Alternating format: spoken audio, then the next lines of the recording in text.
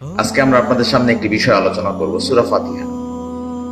এখানে আমরা যারা মোটামুটি বড় মানুষ যারা আছি সবাই সূরা ফাতিহা জানি, কিন্তু সূরা ফাতিহার মূল মর্মার্থটাই আমাদের সমাজে বাস্তবায়ন নাই, যার কারণে আজকে অধিকাংশ মানুষের মধ্যে যে ভেদাভেদ, এই যে আমাদের আহলে হাদিস আন্দোলন বাংলাদেশ গাজীপুর উত্তর সাংগঠনিক জেলা সভাপতি ভাই এতক্ষণ ধরে রাসূলুল্লাহ সাল্লাল্লাহু আলাইহি ওয়াসাল্লামের আদর্শের বিষয়ে অনেক কথা বললেন। আসলে সবগুলো বিষয় কিন্তু দেখবেন যে সূরা ফাতিহার সাথে আমাদের মিল নেই। আমরা সূরা ফাতিহাতে কি বলি আর বাস্তবে কি করি তারই পার্থক্য আছে। তো শুরুর দিকে তো আমরা আল্লাহর প্রশংসা করছি সূরা ফাতিহায়, এরপরে বলতে বলতে বলতে বলতে আমরা আল্লাহর কাছে দোয়া করতে শুরু করি। কি দোয়া করি এটা আল্লাহ আমাদের শিখিয়ে দিচ্ছেন। আল্লাহ বলছেন ইহদিনাস সিরাতাল মুস্তাকিম। বলছি তো না, এটা জানি তো, এটা সূরা ফাতিহারই আয়াত, তাই না? তো মুহাম্মদ সাল্লাল্লাহু আলাইহি ওয়াসাল্লাম কি এটা বলেছেন সালাতে? তো তিনিও তো এটা বলেছেন। তো তিনি কি সিরাতাল মুস্তাকিমের পথ প্রদর্শক নন? অথচ তিনিও কিন্তু এটা বলেছেন। তার মানে আমাদের জন্য কিন্তু এখানে গুরুত্বপূর্ণ একটি মেসেজ রয়েছে। সেই মেসেজটা কি জানেন? সিরাত মানে কি কেউ বলতে পারে? পথ না? এখন আপনাকে যদি বলি যে আমরা আল্লাহকে বলছি ইহদিনাস সিরাতাল মুস্তাকিম, হে আল্লাহ আপনি আমাদেরকে সরল সঠিক কি দেখান, পথ দেখান। এবার বলেন দেখি আমাদের সমাজে আলেম জালেম জাহেল সবাই কি মতে চলে নাকি পথে চলে? মতে চলে নাকি পথে চলে? মতে চলে না? তাহলে আমরা তো সবাই আল্লাহকে বলছি হে আল্লাহ আপনি আমাদেরকে পথ দেখান, আর বাস্তবে চলি কিসে? তো সারা জীবন যদি কেউ মতের উপরে চলে তো সে কি আসলে হেদায়েতের পথে আসতে পারবে? তাহলে আমাদের জন্য কর্তব্য কি বলেন, মতের উপরে থাকা নাকি পথের উপরে থাকা? এটা ক্লিয়ার কিনা? এখন আমাদের সমাজে পার্থক্য আছে না? পার্থক্য বোঝা যায় তো নাকি? এখন আপনি মিলাই দেখেন পার্থক্য আছে। দুই, কার পথ কার পথ সেটাও কিন্তু এই আয়াতে বলে দেওয়া আছে, এই সূরাতে বলে দেওয়া আছে। আল্লাহ তাআলা বলছেন সিরাতাল লাযিনা আন'আমতা আলাইহিম, বলছেন না? তাদের পথ, সিরাত মানে কি? তাদের পথ, সিরাতাল লাযিনা আন'আমতা আলাইহিম, তাদের পথ দেখান যাদের প্রতি আপনি কি করেছেন, নিয়ামত দান করেছেন, অনুগ্রহ করেছিলেন, তাদের পথ দেখান। তার মানে যাত্রার পথ তো না। তাহলে যার প্রতি আল্লাহ নিয়ামত দান করেছিলেন তারা কারা? এখানে তো এই আয়াতে এটা বলে দেওয়া নাই। এটা কিন্তু আল্লাহ অন্য আয়াতে বলেছেন, সূরা নিসা 69 নম্বর আয়াতের ব্যাখ্যা দিয়েছেন। এটাকে বলা হয় কোরআন বিল কোরআন, কোরআনের তাফসীর করা কোরআন দিয়ে। বোঝা যাচ্ছে তো না? তো সূরা নিসার 69 নম্বর আয়াতে আল্লাহ ওখানে কি বলছেন দেখেন। আল্লাহ বলছেন যে আল্লাহ যাদেরকে নিয়ামত দান করছেন তারা কারা? আল্লাহ বলছেন মিনান নাবিয়্যিন ওয়াস সিদ্দিকিন ওয়াস শুহাদা ওয়াস সালিহিন। কয় শ্রেণী? তাহলে আমার সাথে বলেন দেখি, প্রথম কি? নাবিয়্যিন মানে কি? নবীগণ। দুই, সিদ্দিক মানে কি? তিন, শুহাদা মানে? সালিহিন মানে? আচ্ছা, তো এই চার শ্রেণীর অনুসরণ করতে বলা হয়েছে। এই চার শ্রেণীর মত নাকি পথ বলেন তো দেখি? এই জন্য কিন্তু আয়াতে বলেছে সিরাতাল লাযিনা আন'আমতা আলাইহিম, তাদেরও মত নয়, তাদেরও কি না মানে নবীরও মত নয়, ব্যক্তিগত মত নয়, শরঈ যেই মত সেটা তো আল্লাহর পক্ষ থেকে আসে। রাসূলুল্লাহ সাল্লাল্লাহু আলাইহি ওয়াসাল্লাম কি নিজ মুখ থেকে ইচ্ছা করে কোনো কথা বলতেন? যদি বলতেন তাহলে আল্লাহ তাকে কি করতেন? আল্লাহ বলছেন ওয়ালাউ তাকাওয়ালা আলাইনা বা'দাল আকাবির, যদি সে তাবিল করে কোনো কথা বলতো, বানিয়ে কোনো কথা বলতো, কাকে বলা হচ্ছে?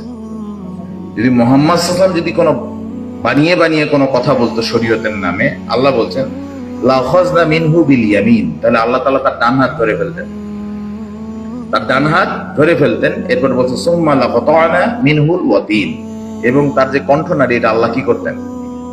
কেটে দিতেন। কত বড় ধমক চিন্তা করতে পারেন? তার মানে এই যে ওয়াজ মাহফিল, দ্বীনি বৈঠক, এটা কিন্তু এত সহজ জায়গা নয়।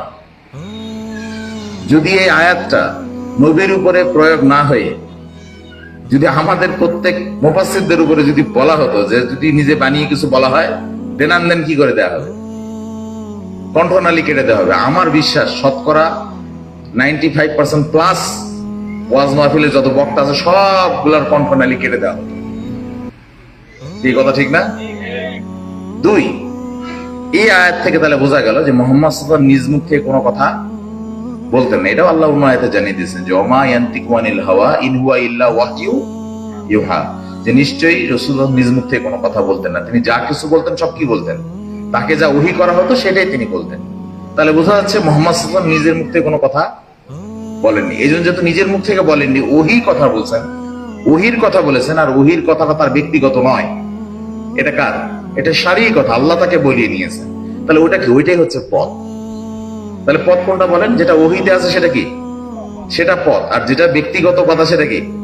সেটা মত। এখন একটা বিষয় খেয়াল করেন, তাহলে এই আয়াত থেকে আমরা যেটা পেলাম, এটা ক্লিয়ার হলাম যে চাচ্ছেন। এবার একটু মিলায় নেওয়ার চেষ্টা করি, এবার একটু মিলায় দেখি। এখন আমাদের সমাজে অধিকাংশ রাজনৈতিক ব্যক্তি যারা আছে, তারা একজন বিশেষ ব্যক্তির মতের উপরে রাজনীতি করছে, তাই না? তা এখন যদি ওই ব্যক্তির মতের উপরে রাজনীতি করে, তাহলে এখন একটু টেস্ট করি, উনি কি নবী? চেনেন না ওনাকে? নাম কি ওনার? আমেরিকার 16তম প্রেসিডেন্ট, নাম কি? Abraham Lincoln. এই আব্রাহাম লিঙ্কন যে গণতন্ত্র প্রতিষ্ঠা করেছে, বা গণতন্ত্রের যে নতুন বর্তমান আধুনিক যে গণতন্ত্র, মডার্ন ডেমোক্রেসি, এই ডেমোক্রেসির যে উদ্ভাবক, তাহলে উনি কি নবী? নন। উনি কি সিদ্দিক? উনি কি শুহাদা? উনি কি সলিহিন? তাহলে কিভাবে পাগল হলো আমাদের নেতারা? চিন্তা করেন। সেকুলার নেতারা তো পাগল হয়েছে, ইসলামী নেতাগুলো তো তাহলে পাগল হলো না? তাই উনি তো নবীর, সিদ্দিক, শুহাদা, সলিহিন কেউই না। তাহলে উনার মত নিয়ে কেন অত মাতামাতি? এই পথ থেকে আমাদের ফিরে আসা জরুরি নয়?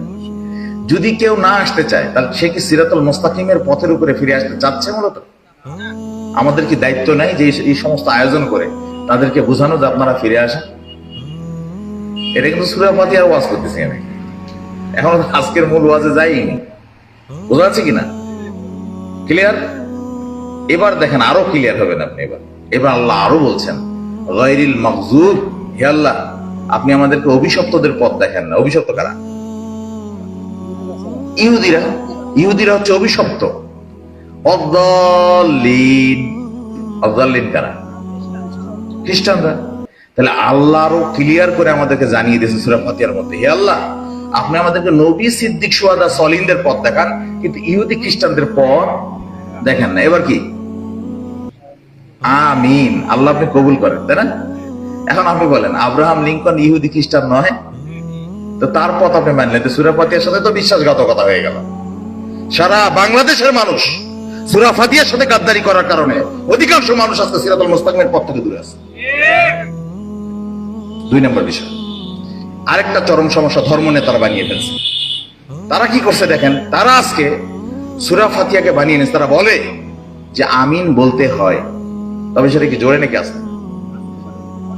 আস্তে। স্বীকার তো করে যে বলা লাগে আমিন, আস্তে বলতে হয়, কিন্তু তারা আবার এটা স্বীকার করে না যে ইমাম সূরা ফাতিহা পড়তে হয়। কি কথা ঠিক না? এখন একটা চিন্তা করেন, একটু আগে আমরা কোন সালাত করলাম? মাগরিবের প্রথম 2 রাকাত জোরে কেরাত নাকি আস্তে কেরাত? তো জোরে কেরাত হলো, ইমাম সাহেব আমিন বললো, আমরাও আমিন বললাম। যারা জোরে বলার জোরে বললাম, যারা আস্তে বলার আস্তে বললো। ধরেন, বুঝলেন এটা বিষয়টা? আচ্ছা, তৃতীয় রাকাত যখন হবে, তৃতীয় রাকাত যখন হচ্ছে, তখন জোরে কেরাত নাকি আস্তে কেরাত? তো তখন তো আস্তে কেরাত। তো আস্তে কেরাতের সময়, আস্তে কেরাত যখন হচ্ছে, তখন আমরা যারা সূরা ফাতিহা পড়ি ইমামের পিছনে, আমাদের সূরা ফাতিহা শেষ হবে, আমরা আমিন বলবো, তাই না? কিন্তু যারা সূরা ফাতিহা পড়বে না, তাহলে আমিনটা কখন বলবে? স্বীকার যে করলো, তারা যে বললো আমিন বলতে হয়, তবে আস্তে, আস্তেটা কখন বলবো? এটা তো বললাম মাগরিবের কথা। এগুলো কিন্তু আমার অনেক অনেক দিন ধরে কিন্তু এগুলো নিয়ে আমি চিন্তা ভাবনা করছি। এটা আপনাকে বলছি, আমি শোনেন এখন। এগুলো আপনারা কোনো ভক্ত হওয়ার কাছে কিন্তু শোনেননি, বুঝছেন?